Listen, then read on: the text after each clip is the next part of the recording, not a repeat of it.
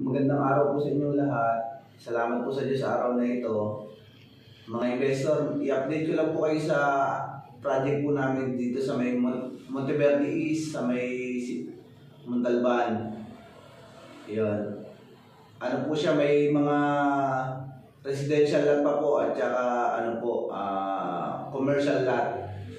PM lang po kayo kapag gusto niyo pong mag-avail. Ano naman po, doon naman sa may Silangan San Mateo, meron pa rin po hanggang ngayon. Evergreen Estate po, may biyahin po ba na po doon. Yun po, maganda po yung lugar po niya. Overlooking po siya. Yun.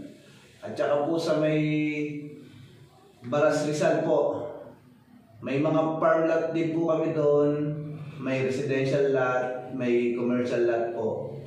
Yun. PM lang po kayo sa mga gustong mag-avail po sa may Baras Rizal. Yun. At saka sa sa may Pililla Rizal. Yun. May rin po kami doon. Farm lot, may residential lot, may commercial lot po. Sa may naman po, sa may Sumulong. Yun.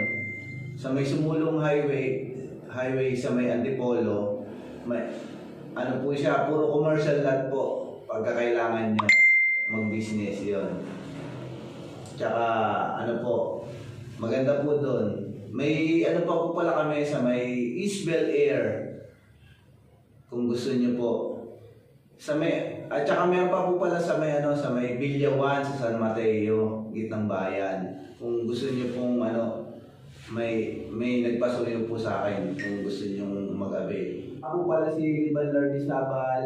PM lang kayo kapag gusto niyo mag-avail po. Ayun.